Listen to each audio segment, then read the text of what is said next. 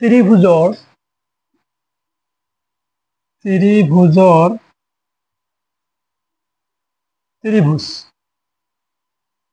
ত্ৰিভুজৰ basic up to advance পৰ্যন্ত ত্ৰিভুজৰ বেসিকৰ পৰা advance লৈকে আমি শিকিম কাৰণ ক্লাস 10ত পঢ়ি ত্রিভুজটো বহুত কঠিন লাগি আছে গতিকে আমি এই ত্রিভুজটো কেনেকৈ সহজ কৰি ল'ব পাৰিম সেই কাৰণে আজি আলোচনা কৰিবলৈ লৈছো ত্ৰিভুজটো বেসিকৰ পৰা এডভান্স লৈকে শিকাম মানে একেবাৰে এনেকুৱা এটা খুঁত থাকিব নালাগিব ত্ৰিভুজৰ বিষয়ে এটা কনফিউজন থাকিব নালাগিব এনে ধৰণৰ শিকোৱা হ'ব তো ত্ৰিভুজ প্ৰথমতে আমি ত্ৰিভুজ জানিব লাগিব ত্ৰিভুজ কি তিনিটা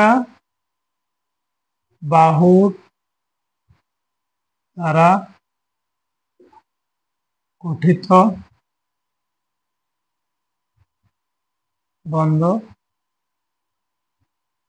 আকৃতি যে ত্ৰিভুজ হল তিনিটা বাহুৰ দ্বাৰা গঠিত বন্ধ আকৃতি তেতিয়াহ'লে তিনিটা বাহু এইটো এটা বাহু এইটো এটা বাহু এইটো এটা বাহু তো এইটো হল এটা ত্রিভুজ এইটো এটা হল ত্রিভুজ তো ত্রিভুজ হল তিনিটা বাহুৰ দ্বাৰা গঠিত বন্ধ আকৃতিৰ তাকে আমি কি বুলি কোৱা হয় ত্ৰিভুজ ত্ৰিভুজৰ তিনিটা শীৰ্ষবিন্দু থাকে ধৰি লোৱা হল এ বি আৰু সি এইটো এটা শীৰ্ষবিন্দু এইটো এটা শীৰ্ষবিন্দু এইটো এটা শীৰ্ষবিন্দু ত্ৰিভুজৰ শীৰ্ষবিন্দু কেইটা থাকে তিনিটা শীৰ্ষবিন্দু কেইটা তিনিটা শীৰ্ষবিন্দু কেইটা থাকে তিনিটা থাকে আৰু শীৰ্ষকোণো তিনিটা থাকে শীৰ্ষকোণ যেনেকুৱা এ বি সি শীৰ্ষকোণ কোণ তিনিটা ত্ৰিভুজৰ কোণ তিনিটা বি এ সি এটা তাৰপিছত এ বি সি এটা আৰু এংগেল এ সি বি এটা এতিয়া চোৱা এইটো কোৱা হয় এংগেল বি এ সি এই কোণটো বি এ সি এই কোণটো তাৰপিছত আহিল এ বি সি এই কোণটো তাৰপিছত আহিল এ সি বি এই কোণটো এইটো তিনিটা কোণ ত্ৰিভুজৰ শীৰ্ষবিন্দু তিনিটা এটা হল এ বি সি এনেকুৱা এ বি সি হল শীৰ্ষবিন্দু আৰু শীৰ্ষকোণ হল বি এ বি সি আৰু এ সি বি এই তিনিটা হল কোণ এতিয়া আমি ত্ৰিভুজ গম পালো যে এটা ত্ৰিভুজৰ তিনিটা শীৰ্ষবিন্দু থাকে আৰু তিনিটা কোণ থাকে এতিয়া আৰম্ভ কৰিম যে ত্ৰিভুজ কেই প্ৰকাৰ ত্ৰিভুজ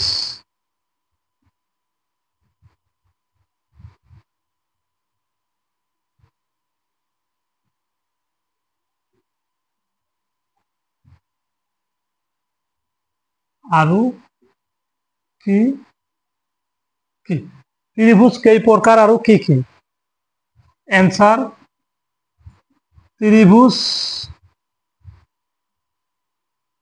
6 প্ৰকাৰ ত্ৰিভুজ 6 প্ৰকাৰৰ ত্ৰিভুজ হল 6 প্ৰকাৰৰ যেনেকুৱা বাহু হিচাপে 3 প্ৰকাৰ আৰু কোণ হিচাপে 3 প্ৰকাৰ বাহু হিচাপে ত্ৰিভুজ 3 প্ৰকাৰ আৰু কোণ হিচাপে ত্ৰিভুজ 3 প্ৰকাৰৰ এতিয়া ত্ৰিভুজ যদি কোশ্চেন কৰা হয় ত্ৰিভুজ কেই প্ৰকাৰ 6 প্ৰকাৰ বাহু হিচাপে 3 প্ৰকাৰ কোণ হিচাপে ত্ৰিভুজ 3 প্ৰকাৰ তো এতিয়া যদি আমাক কোৱা হয় যে কোণ হিচাপে ত্রিভুজ কেই প্রকার বাহু হিচাপে তেতিয়াহলে বাহু হিচাপে ত্রিভুজ 3 প্রকার 1 নাম্বার সমবাহু ত্রিভুজ। 1 নম্বর হল সমবাহু ত্রিভুজ, 2 নম্বর সমদ্বিবাহু ত্রিভুজ, সমদ্বিবাহু ত্রিভুজ। আর 3 নম্বরত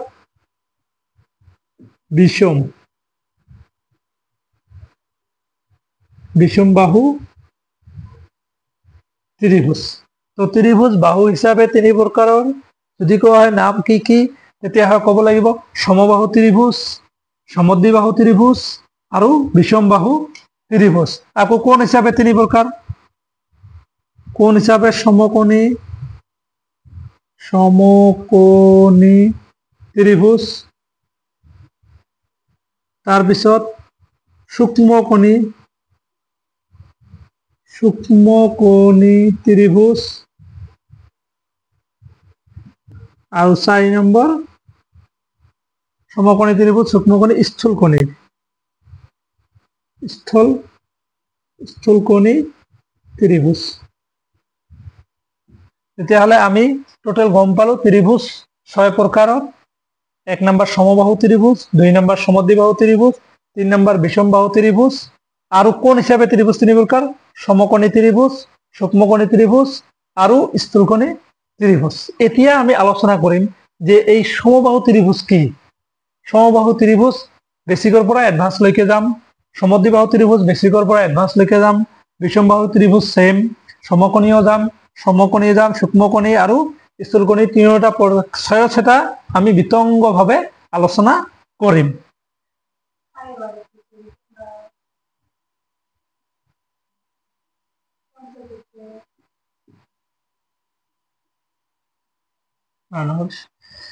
এতিয়া আমি আলোচনা কৰিম সমবাহু ত্ৰিভুজ। সমবাহু ত্ৰিভুজ কি, সমবাহু ত্ৰিভুজ কাক বলে?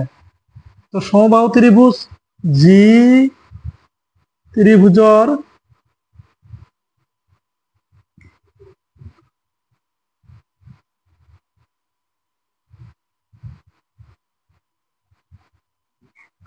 সমান,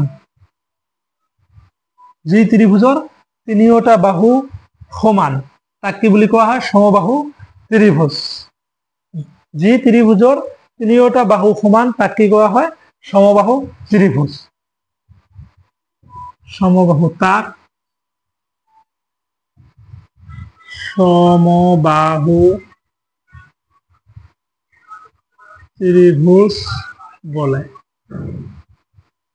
যি ত্ৰিভুজৰ তিনিওটা বাহু সমান বা তিনিওটা কোণ সমান, তাক যি ত্ৰিভুজৰ তিনিওটা বাহু সমান তাক সমবাহু ত্ৰিভুজ বলা হয় বা বলে। তো সমবাহু ত্ৰিভুজ যদি তোমালোকে কোৱা হয় যে আঁকি দেখুওৱা, তেতিয়াহ'লে এনেকুৱা ধৰণৰ হ'ব। মানে এই বাহুটো যদি 4 হয়, এইটোও 4, এইটোও 4 হ'ব লাগিব, তেতিয়াহে সমবাহু ত্রিভুজ হ'ব। এইটো যদি এ হয়, বি সি, মানে এইটোও 4, এইটোও 4 প্লাস এইটোও 4 সেন্টিমিটার, ধৰি লোৱা হ'ল সেন্টিমিটার, মানে তিনিওটা বাহু যদি সমান হয়, তেতিয়া আমি কি কম? সমবাহু ত্রিভুজ। সমবাহু ত্রিভুজ। এই ত্রিভুজটো কাৰ লগত মিল আছে? কোণ হিচাপে ধৰিলে সূক্ষ্মকোণী ত্ৰিভুজৰ লগত অলপ অলপ মিল আছে, একেবাৰে নহয়, অলপ অলপ। তো আমি গম পালো যে সমবাহু ত্ৰিভুজ কি, যি ত্ৰিভুজৰ তিনিওটা বাহু সমান তাক সমবাহু ত্ৰিভুজ বুলি কোৱা হয়। আৰু সমবাহু ত্ৰিভুজৰ মানে প্ৰতিটো বাহুৱে সমান। ঠিক আছে, এবাৰ আহিল আমাৰ 2 নম্বৰত আছিল সমদ্বিবাহু ত্ৰিভুজ।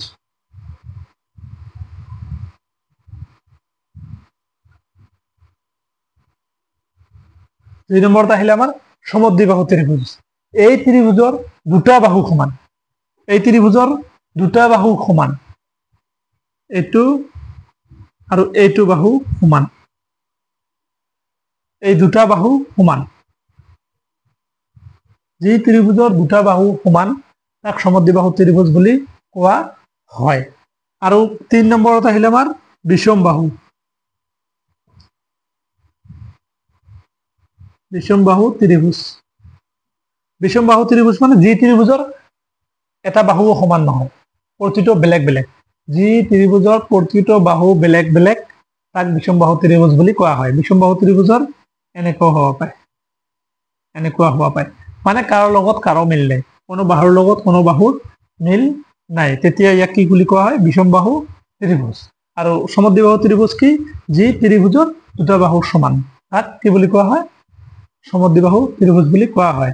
আৰু বিষম বাহু যি ত্ৰিভুজৰ প্ৰতিটো বাহুৱে বেলেগ বেলেগ, তেতিয়া তাক বিষম বাহু ত্ৰিভুজ বুলি কোৱা হয়। এবাৰ আহিম কোণ হিচাপে সমকোণী। সমকোণী ত্ৰিভুজ। সমকোণী ত্ৰিভুজ বুলি ক'লে সমকোণী ত্ৰিভুজ যি ত্ৰিভুজৰ এটা কোণ 90 ডিগ্ৰী তাক সমকোণী ত্ৰিভুজ বুলি কোৱা হয়।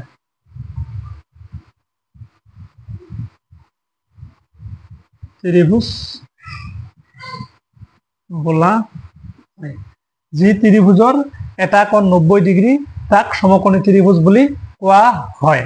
এতিয়া সমকোণী ত্ৰিভুজৰ যদি চিত্ৰ আঁকিব লাগে এনেকুৱা হ'ব,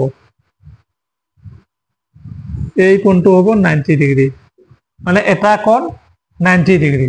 যদি এইটো এ বি সি, তেতিয়াহ'লে angle A B C equal to 90 degree. তেতিয়াহ'লে আমি এইটো ত্ৰিভুজক কি বুলি ক'ব পাৰিম? সমকোণী ত্ৰিভুজ। যে সমকোণী ত্ৰিভুজ কি? যি ত্ৰিভুজৰ এটা কোণ 90 ডিগ্ৰী তাক সমকোণী ত্ৰিভুজ বলা হয়। যদি চিত্ৰ আঁকি দিয়া হয় এনেকুৱাকৈ চিত্ৰ আঁকিব লাগিব। তাৰপিছত 2 নম্বৰত আহিল সূক্ষ্মকোণী। সূক্ষ্মকোণী ত্ৰিভুজ। সূক্ষ্মকোণী ত্ৰিভুজ যি ত্ৰিভুজৰ কোণ কেইটা 90 ডিগ্ৰীতকৈ কম, 90 ডিগ্ৰীতকৈ কম, তেতিয়া তাক সূক্ষ্মকোণী ত্ৰিভুজ বুলি কোৱা হয়। এতিয়া চোৱা, যি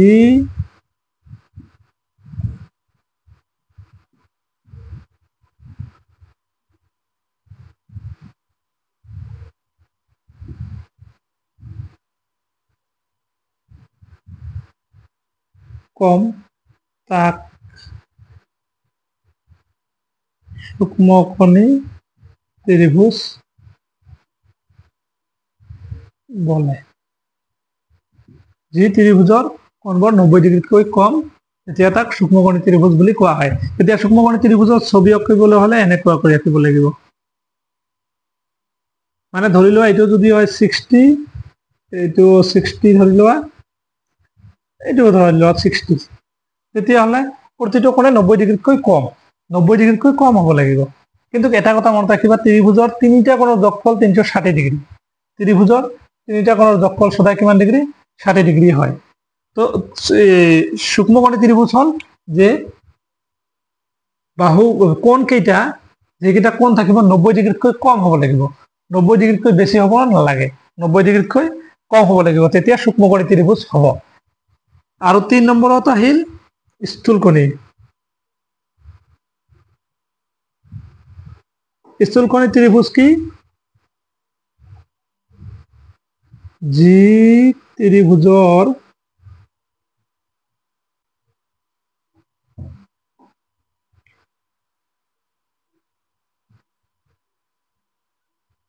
নব্বৈ ডিগ্ৰীতকৈ বেছি কিন্তু 180 ডিগ্ৰীতকৈ কম, 180 ডিগ্ৰীতকৈ কম, তাক স্থূলকোণী ত্ৰিভুজ বলে। ত্ৰিভুজ বলা হয়। যে স্থূলকোণী ত্ৰিভুজ কি? যি ত্ৰিভুজৰ কোণবোৰ 90 ডিগ্ৰীতকৈ, যিকোনো এটা কোণ, কেতিয়াবা ক'ব যি ত্ৰিভুজৰ এটা কোণ 90 ডিগ্ৰীতকৈ বেছি কিন্তু 180 ডিগ্ৰীতকৈ কম, তেতিয়া তাক কি বুলি কোৱা হয়? স্থূলকোণী ত্ৰিভুজ বুলি কোৱা হয়। তো স্থূলকোণী ত্ৰিভুজ এনেকুৱা হ'ব পাৰে।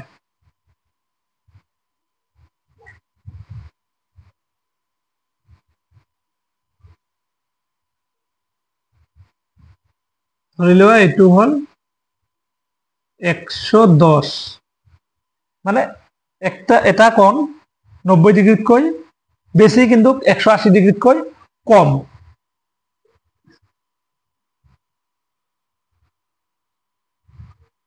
ইয়াতে হবে এটা কোণ যে সমকোণী ত্ৰিভুজ কি, যি ত্ৰিভুজৰ এটা কোণ 90 ডিগ্ৰী তাক সমকোণী ত্ৰিভুজ বলা হয়। এই সমকোণী ত্ৰিভুজৰ এটা কোণ 90 ডিগ্ৰী হ'ব লাগিব, তেতিয়া তাক সমকোণী ত্ৰিভুজ বুলি কোৱা হয়। তেতিয়া এ বি সি মই এটা চিত্ৰ আঁকি দিছো, এইটো হ'ল সমকোণী ত্ৰিভুজ।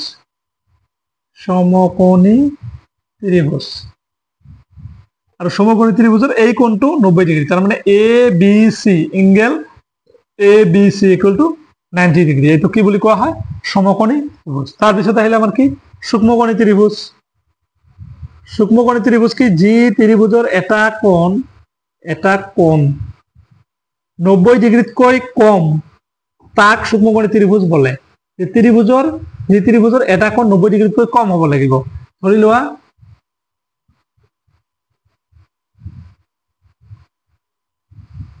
এই কোণটো 75, এটা কোণ 90 ডিগ্ৰীতকৈ কম, 90 ডিগ্ৰীতকৈ বেছি হ'ব নালাগিব, তেতিয়া এইটো কি বুলি কোৱা হ'ব?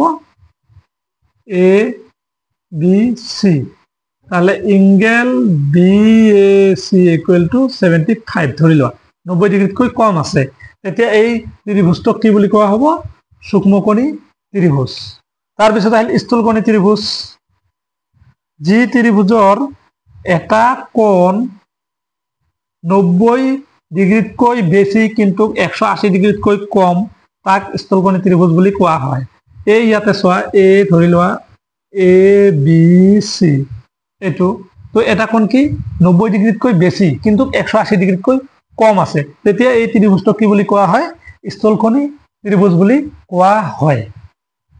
তো এতিয়া আমি গম পালো, প্ৰথমতে বাহু হিচাপে যদি কোৱা হয়, বাহু হিচাপে ত্ৰিভুজ তিনি প্ৰকাৰৰ: সমবাহু ত্ৰিভুজ, সমদ্বিবাহু ত্ৰিভুজ আৰু বিষমবাহু ত্ৰিভুজ। কোণ হিচাপে ত্ৰিভুজ তিনি প্ৰকাৰ: সমকোণী ত্ৰিভুজ, সূক্ষ্মকোণী ত্ৰিভুজ আৰু স্থূলকোণী ত্ৰিভুজ। তো আমি গম পালো যে সমবাহু ত্ৰিভুজ কাক কয়, তাৰপিছত সমকোণী ত্ৰিভুজ কাক কয়, সবকেইটা আমি বিতংগভাৱে আলোচনা কৰিলো। এতিয়া আমি এডভান্স লৈ যাম লাহে লাহে। তো আজি এইখিনিতে শেষ, নেক্সট ক্লাছত আমি ইয়াৰ এডভান্সসমূহ আলোচনা কৰিম। Thank U.